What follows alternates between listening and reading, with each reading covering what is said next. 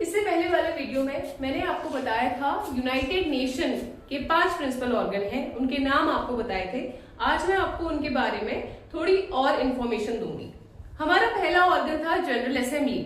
General assembly में 193 countries हैं आज जो जनरल असेंबली का पार्ट है और हर कंट्री का एक वोट है। उसके बाद जो दूसरा ऑर्गन है वो है United nation security council. United nation security council में टोटल मेंबर जो हैं वो 15 मेंबर्स हैं। इन 15 मेंबर्स में से जो 10 मेंबर हैं वो नॉन परमानेंट मेंबर हैं। नॉन परमानेंट मेंबर होने का मतलब है कि ये हर 2 इयर्स के बाद रिटायर होते हैं और नए मेंबर्स को इलेक्ट किया जाता है।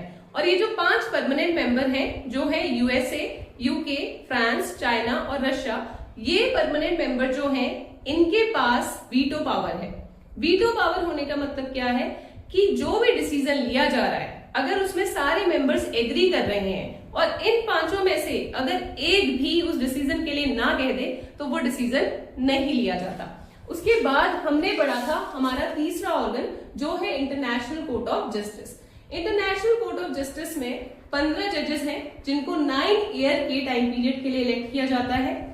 चौथा ऑर्गन है हमारा economic and social council. Economic and social council में 54 सीट्स हैं और ये 54 सीट्स ज्योग्राफिकल रिप्रेजेंटेशन यानी कि ज्योग्राफिकल एरिया के हिसाब से दी गई हैं। और यहाँ इकोनॉमिक और सोशल काउंसिल में जो टाइम पीरियड होता है मेंबर्स का वो 3 ईयर होता है। फिर हमारा लास्ट ऑर्गन हमारा सेक्रेटेरिएट है।